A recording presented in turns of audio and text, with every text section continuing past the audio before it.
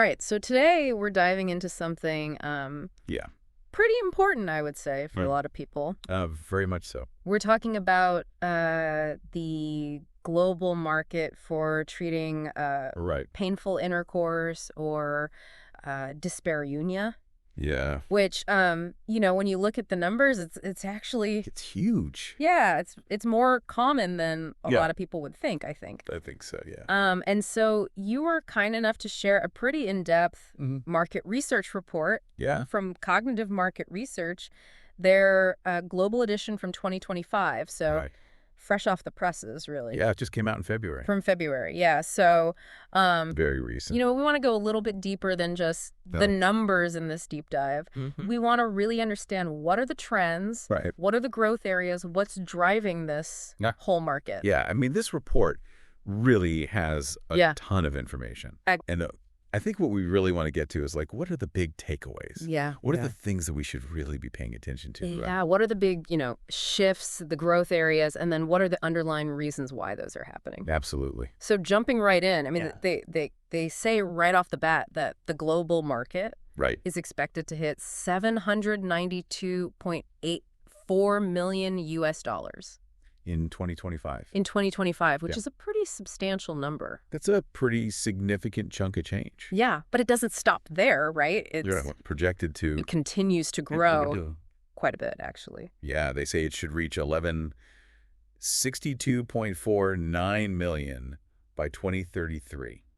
Oh, wow, that's a So that's a big pretty hit. significant jump. Yeah. And a CAGR of 4.9% between 2025 and 2033. Yeah, so 4.9% every year, basically, for the next, whatever that is, 8 years. Right. And they attribute that, I thought this was interesting, they attribute that at least in part to the growing number of women experiencing this Painful this intercourse. painful intercourse. Yeah. Yeah. So you can see how, as more people are Mm-hmm. diagnosed or as more people seek treatment, Yeah. that the market would then Yeah. expand to meet that need, right? Yeah, absolutely. So now let's talk about, where in the world is this Right. market really concentrated?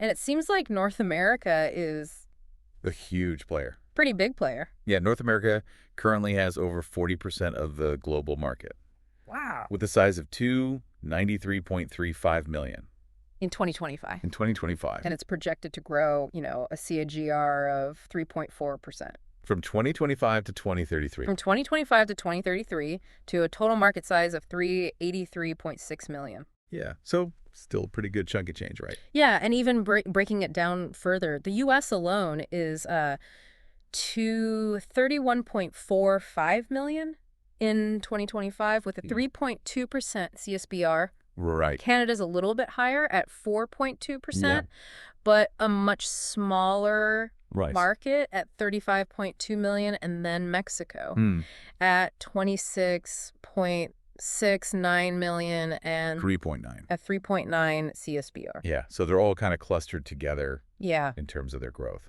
And I thought this was interesting. I mean, they attribute the reason why North America is so dominant to high awareness and a strong healthcare infrastructure. Yeah, so what do you think that means?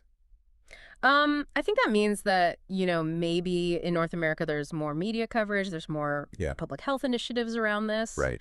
And perhaps more people are going to their gynecologist Absolutely. regularly, which is Yeah. leading to Yeah, more diagnoses. more diagnoses. Yeah. And then the healthcare infrastructure. I think that's a Yeah. pretty important piece as well because, Yeah. if you're diagnosed with this, you want to make sure that you can Yeah. actually access treatment, right? Yeah. So it's not just enough to know that you have it. You have to be able to actually Yeah. go and get help. Get the treatment. Yeah. So I think that's a really Yeah. important part of it. Yeah. So it's more than just high awareness. It's also the ability to actually get treatment. Yeah, it's a two-pronged approach. Yeah. And then Europe, they're also a pretty Over 30% big part of the global market. of the global market. Yeah, so 29.92 million in 2025. Yeah. With a 4% CAGR. Yeah, so a little bit. Taking them up to 13.9 million by 2033. Right, so a little bit lower than North America, but still a very healthy growth rate. Yeah, and they break down some of the countries. Germany, 45.52 million, CAGR of 4.2%. Yeah. UK, 38.6, 4.8. CAGR, Yeah. So the UK is actually growing growing a bit a faster. little bit faster than Germany. Yeah. And even Russia, Yeah. which has a totally different Right. healthcare system than a lot of these countries at 35.64 million Yeah. with a 3% CAGR. Yeah. So slower growth, but still significant market. Yeah. And they say increased sexual health awareness. Is a big factor in Europe. It's a big driver, yeah. So Right. more and more people are It seems like... open to talking about this Yeah. and seeking treatment, which is great. Absolutely. Yeah, that's a good thing. Now, Asia Pacific, APAC. or APAC, which is really known for being a high growth area, right? Huge growth area. Yeah, I mean 23% of the global market right now. Yeah, 90.28 million in 2025.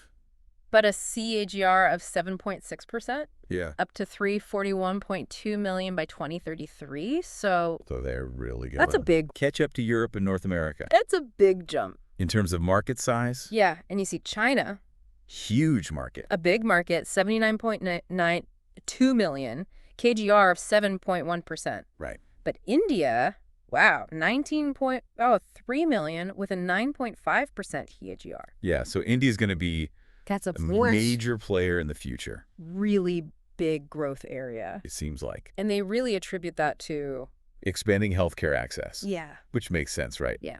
As more people have access to healthcare, Yeah. you're going to see more diagnosis, more treatment, Yeah. and more market growth. absolutely. And then South America, over 5% of the global market. Yeah, 30.13 million in 2025. CAGR of 5.6%, up to 46.5 million by 2033.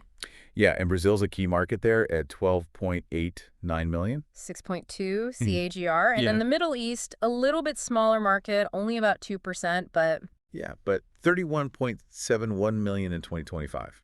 CAGR of 6.2%, so up to 51.1 million by 2033. Yeah, and Saudi Arabia is a notable market there Yeah. at 11.16 million with a 6.5 CAGR. Now, there's a little discrepancy here, right? Yeah, they say 2%. 2%, Yeah. but then they say 31.71 million, which Yeah, which doesn't quite...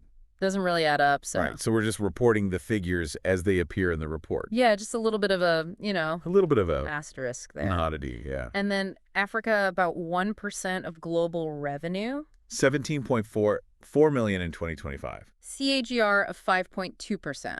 Yeah, up to 26.2 million by 2033. South Africa, the biggest market there at 6.14 million, 6.1 CAGR. Right, and again, See some more discrepancy, right? yeah, the 1% and the 17.44 million don't quite line up. Yeah. But we'll just take their word for it. Yeah, we're just... So, I mean, you see growth across all regions, Absolutely. but different rates, different sizes. So, Right. and then one of the things that really caught my eye Yeah. was they talk about online pharmacies Yeah. and how that is the fastest growing segment Uh, in the whole industry. Absolutely. And that really reflects what we're seeing in healthcare in general, right? Yeah. This move towards e-commerce. Yeah. And I think it also speaks to the fact that, Yeah. this is a sensitive topic for a lot of people. Yeah. And so being able to access treatment Yeah. discreetly and conveniently Mm-hmm. is probably a big driver of that growth. Yeah, absolutely. So what about the different types of treatment? So medications are Mm. currently the biggest part of the market. That Mhm. includes hormonal therapies, so things like estrogen creams, HRT, Right. antibiotics, Mhm. antifungals, Yeah. pain management medications, all that kind of stuff. Yeah, and any area within that that's... So interestingly, therapy Oh, really? is actually the fastest growing segment Wow. within the types of treatment. Wow. So that includes things like physical therapy for pelvic floor muscle issues, Mhm. CBT to help manage pain perception and anxiety, Right. and then sex therapy Mhm. to address, psychological and relational factors that might contribute. Yeah. So it's not just a physical thing, it's a... It's multifaceted, right? Yeah, yeah. It's physical, it's emotional. Yeah, which is really interesting. Yeah, and I think it really speaks to the fact that, Yeah. we're starting to understand this condition better Mm-hmm. and realize that it's not just a simple, Yeah. one-size-fits-all kind of thing. Yeah, absolutely. And what about route of administration? So how are these treatments? So oral medications are still Yeah. the biggest part of the market, probably because they're convenient Yeah. and people are used to taking pills. Yeah. But vaginal inserts are a growing segment. Okay. And that's because, for things like estrogen or lubricants, Yeah. you can deliver the treatment directly to the affected area, Right. which can be really helpful. Yeah. And then distribution channels. How are these treatments? So retail pharmacies are still Yeah. the biggest. I mean, that's kind of the traditional way Yeah. that people access these treatments. Mm-hmm. But online pharmacies are the fastest growing segment, Interesting. which again goes back to what we were talking about before Yeah. with the convenience and the discretion. Yeah. Absolutely. So, you know, you see a shift in both how people are getting treatment and the types of treatments they're getting. Absolutely. So what are some of the things that are driving this market? What are the big drivers? So the report points to a few things. Yeah. One is the increasing prevalence of gynecological problems in general. Mm-hmm. So as more women experience these problems, Yeah. the need for treatment for dyspareunia is also going to increase. But I think more importantly, there's a growing awareness and openness around sexual health issues. Yeah. People are more willing to talk about it. Absolutely. And that's a really positive development, I think. Yeah, I think so too. Yeah. And then finally, there's been a surge in investments in research and development for new drugs and therapeutic approaches. So we're going to see More innovative. more innovation in this area. Absolutely. Which is always good. Yeah, more options for patients. It's great. And then what are some of the things that are holding the market back? What are the restraints? So lack of awareness in developing regions is a big one. Mm-hmm. If people don't know about this condition, Yeah. they're not going to seek treatment. Right. And then social stigma and cultural taboos around sexual health. That's huge, especially in certain parts of the world. Yeah, absolutely. And then they talk about, beyond the drivers and restraints, what are some of the trends we're seeing? Yeah. So advances in medical treatments and therapies. Yeah. We're constantly seeing new things being developed, which is great. Yeah. And I think there's a growing awareness of the connection between things like urinary tract symptoms, emotional issues, stress, and dyspareunia. Yeah. So it's not just all connected, right? Yeah. The Like, body's it's all part of the same system. a complex thing. It is. And then they talk about the competitive landscape. Who are the big players in this? Yeah. It's a pretty competitive market. Yeah. You've got global players like Myovant Sciences, Novo Nordisk, Pfizer, Viatris. Yeah. Big pharma. Yeah, the big guys. Yeah. And then they also mentioned some recent activities. Like what? So in October 2021, Debiofarm and Dexamedica launched triptorelin in Indonesia. Okay. That's for treating endometriosis, which is a known cause of dyspareunia. Mm-hmm. And then in June 2023, Cosette Pharmaceuticals acquired the global rights to Interosa, which is a prescription medication. It's for moderate to severe dyspareunia. So lots of activity, lots of Yeah, things are happening. moving and shaking. Yeah, so, I mean, to summarize, Yeah. the market is Huge. huge. And it's going to continue to grow, Yeah. driven by all these factors that we've been talking about. Increased awareness, Yeah. focus on women's health, Absolutely. medical advancements. Mm-hmm. And I think, North America and Europe are the big players right now. Right. But Asia Pacific It's the fastest growing. is the fastest growing. Yeah. And will probably catch up In coming years. at some point. Yeah. And then online pharmacies, that's a really interesting. Yeah, that's a game changer. Yeah. For sure. It's changing the whole landscape of Absolutely. how people access these treatments. And it'll be interesting to see how that continues to evolve, right? Yeah. And then, of course, the cultural factors, different levels of awareness, different levels of stigma around this. That's a huge factor. Yeah. In different parts of the world. It really is. Yeah. So, I mean, it's a complex picture. It is. But it's a really important one. It is. And I think it's a really hopeful one, too. I think so. Yeah. Seeing that there's so much innovation and so much attention being paid to this issue. Yeah. It's really encouraging. Yeah, absolutely. So, to our listeners out there, given this projected growth and the increasing openness, how do you think the availability and accessibility of treatments for dyspareunia is going to impact not just the individual well-being of people, but the broader conversation around women's health? Yeah, that's a good question. In terms of their quality of life. I mean, this is about more than just economics, right? It is. It's about social norms and healthcare priorities. Absolutely. It really speaks to how we view women's health as a society. Yeah. Really fascinating stuff. Yeah. I think it's a really important area to be paying attention to. Absolutely. Well, thanks for diving deep with us today. Yeah, thanks for having me. I really appreciate it. Of course. It was really interesting. It was my pleasure. Absolutely. All right. Well, we'll see everyone next time. Sounds good.